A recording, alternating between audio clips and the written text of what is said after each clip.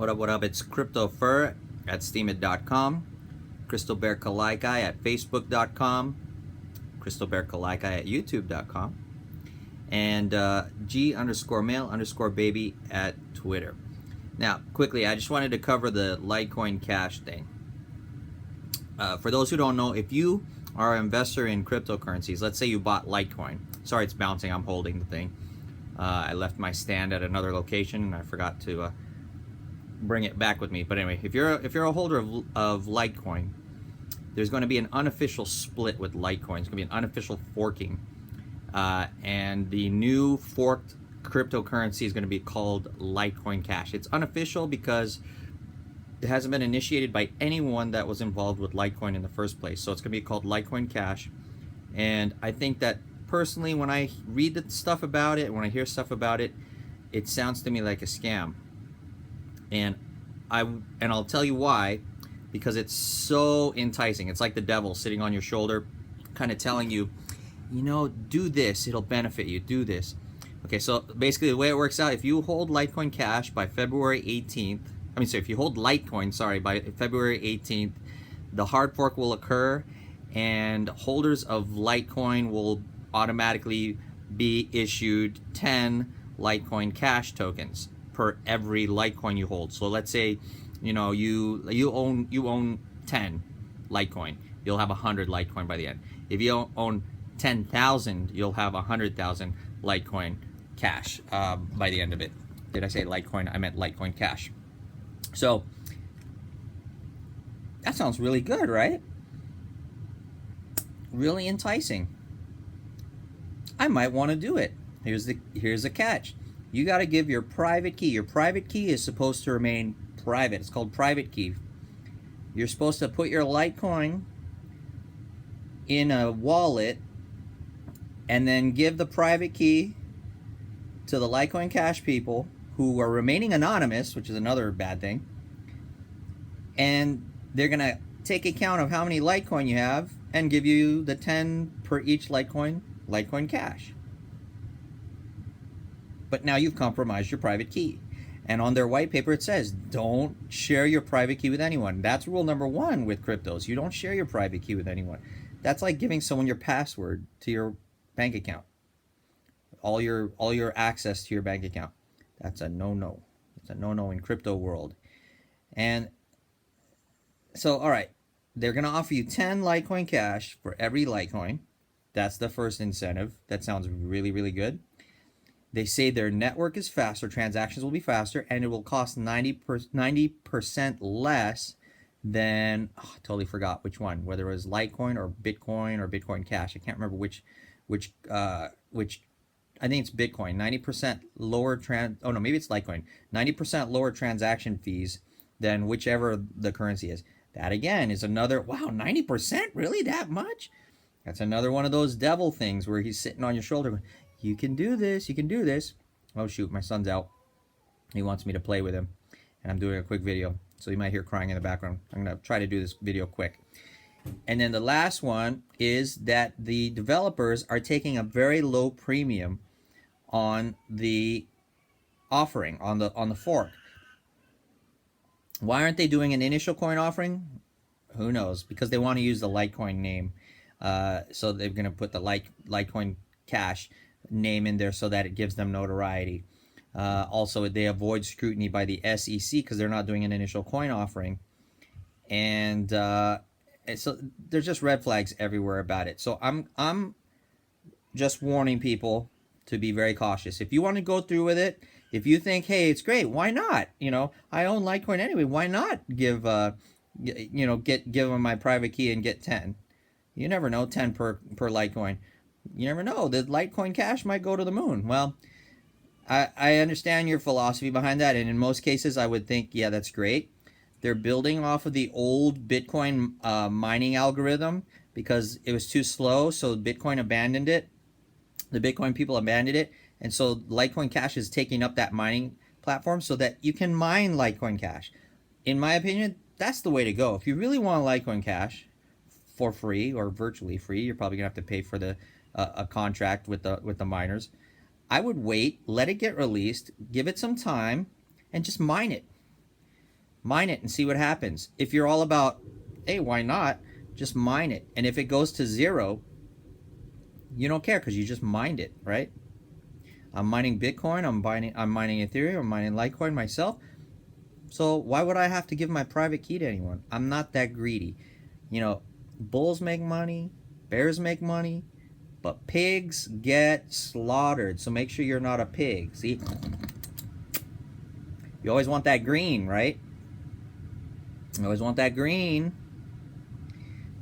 But keep your eye on the ball, right? You don't want to lose that green. If you're greedy, be greedy and smart. Don't be greedy and stupid. And if you miss out, so what? There's opportunities galore in cryptocurrencies. 1% of the world invests in them. 1% of the world. And everyone's scared out because government's trying to regulate it. Instead of trying to rush in, the people of the world have not learned yet that government screws everything up. They've regulated the stock markets. They've regulated the real estate markets. They regulated the bond markets. And look at the tremendous crashes that go on. And scams. I'm hearing the latest one on real estate is that someone can steal your title. Unheard of before. Someone can just transfer title to themselves, forge your signature, and they own your property. So don't give me that garbage that because it's regulated, it's secure. Real estate is super, super regulated, and I'm sorry, if they can steal your property out right from under your nose and you don't even know about it until they sell it or they encumber the property with debt and you're left with the bill, I mean, you really need to rethink that. So, and I still love gold and silver particularly. So don't worry, I'm doing both of those. So if cryptocurrencies craps out, don't worry, I'm a stacker. So to me, defend yourself from the government and defend yourself from scammers because they're all the same. Government scams and so do scammers. They try to steal your money. Government tries to steal your money by inflation or taxation or regulation. After they've gotten into the market and made the money, then they regulate the market so you can't get into it and make any money.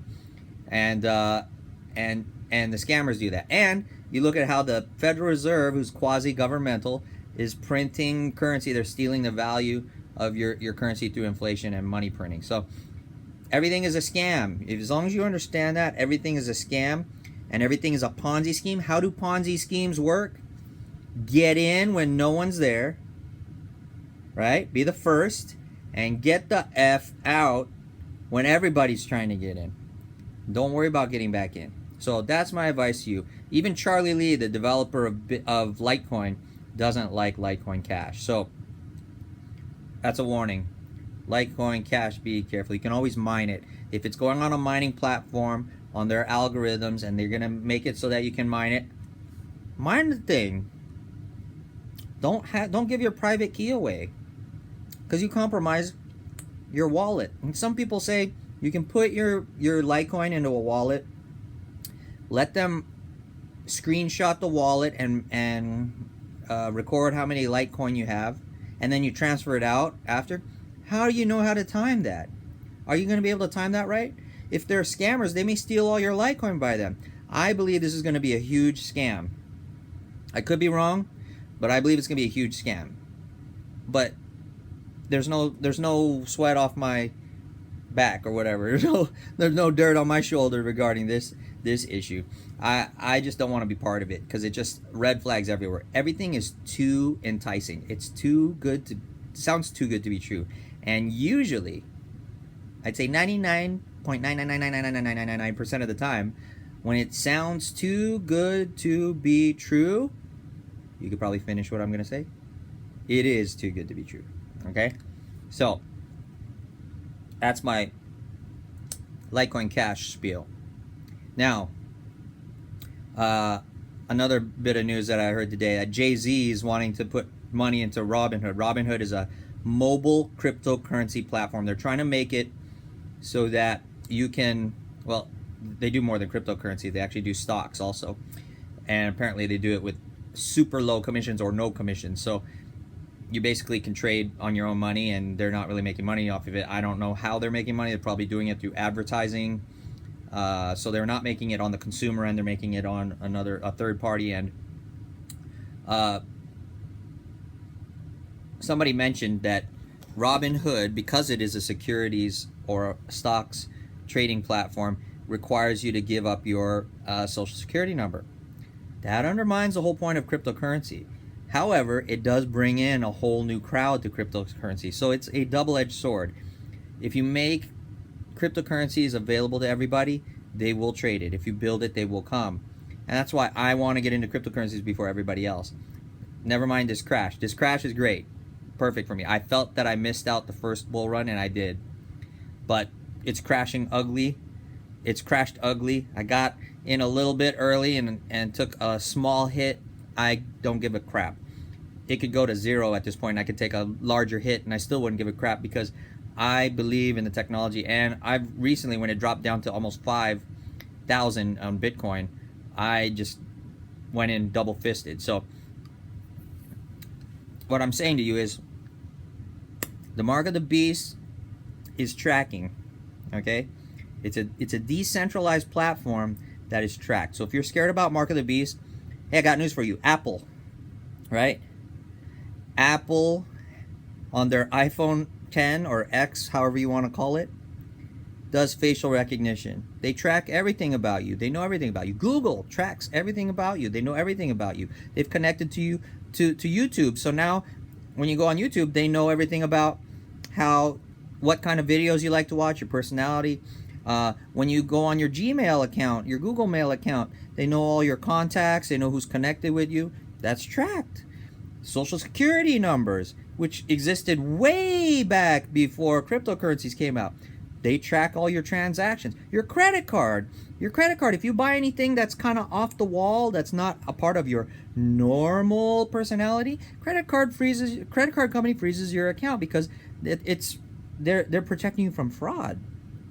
So they know everything about you. They're tracked. We're already in the mark of the beast system. Everybody who complains and is scared that we're going into the mark of the beast system, you're already in it. If you're a Christian worried about the mark of the beast, how do you reconcile your credit card transactions, your social security number? You know, when I go to the bank to access my safety deposit box, I got to put my hand on a biometric scanner in accordance with punching in a code.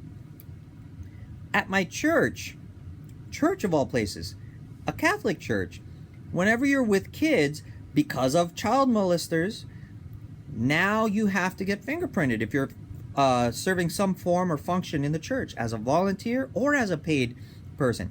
So even the church is allowing biometrics to track and to do background checks and to scan. We are in the mark of the beast already. So forget that. You got to figure out how to reconcile with that. To me, the mark of the beast, if you're in that system, the unforgivable sin about being in the mark of the beast, accepting that system, is falling in love with it, accepting it, meaning that if they try to take it from you, you'll cry because you worship that system. You thrive so much in it and you love it so much. That's what I believe it is. And you know, ultimately, I'm willing to do that. I'm willing to turn from it. I'm willing to turn from that kind of a system. If it comes down to that, if Jesus tells me that I can't get to heaven because I used my hand to access my bank account, I'll cut my hand off. Because ultimately what the mark of the beast is, you are the beast. You are the animal. You are the beast. So your facial recognition, your hand fingerprints, your unique fingerprints, that's the mark of the beast already. You are the beast with the marks. They're just learning how to read it. It has nothing to do with a number on your forehead or on your hand. It's the algorithm already reading your face and your fingerprints. Whenever you touch a Diebold ATM, I got news for you. It's reading your fingerprints. So it knows you're the fingerprint that's associated with that bank account. They don't tell you that, but trust me, if it's that sensitive for you to know where you're touching so that you can select the thing on the ATM, it knows your fingerprints. That's why I already use certain parts of my hand. I use a different part of my hand each time just to tap it to make sure I'm not leaving a specific mark that they know that they can track. But I got news for you people who use Snapchat. I mean, Snapchat, Instagram, Facebook Live. You know, when you do those little filters with the little, like, the little butterfly things around you, or the sunglasses, or the big lips, or the, you know, all those different filters, right, that you're using. What does it do when you hold down the screen first? It does like a facial recognition scan. So wake up. We're already in the mark of the beast. You got to learn how to function in it. Okay, so that's 2 scams I mentioned now. All right, so I'm not against cryptocurrency trading. I'm not against all that stuff. I've had to function in this mark of the beast system. You know, you got to eat. You got to feed your kids. There's nothing in the Bible that says you cannot function within the mark of the beast system. It just tells you do not accept it, meaning don't fall in love with it. Don't rely on it. You should be relying on God for all of your provisions. So if everything falls apart, if the stock market crashes and you're wiped out because you were in the stock market, don't commit suicide. That's accepting the mark of the beast. You've accepted that system gave you your horn of plenty and took it away from you, and so now you're going to kill yourself. Come on. First of all, your body does not, your life and your body, your soul does not belong to you. It belongs to God. You're taking what doesn't belong to you. So suicide is wrong. Second of all, your reliance should be on God as well, not on a system. So if you lose everything, give it time. It'll come back. Trust me, I've been there. I've lost everything before. Lost everything. Rock bottom. I was eating dirt. Not literally, but I was very close to it. Literally. Not literally, but very close to eating dirt because I was so bankrupted and poor from things that happened to me in my life. And I knew if I just stick with it, I'd see better days. And I am seeing a lot better days now. A lot better days. And you will too. So if everything goes back, you gotta cut ties with your love of material things. And if God gives you a great reward, use that great reward for the glory of God and glory yourself by doing so. If you give all glory and honor to God, He'll give some back to you. That's the way I see it. So protect yourself. Be careful. Love y'all. Thanks for following me. Hit like, subscribe, smash that notification bell, upvote, re-steam, and comment for me on Steam It. Love you guys. Take care. Peace.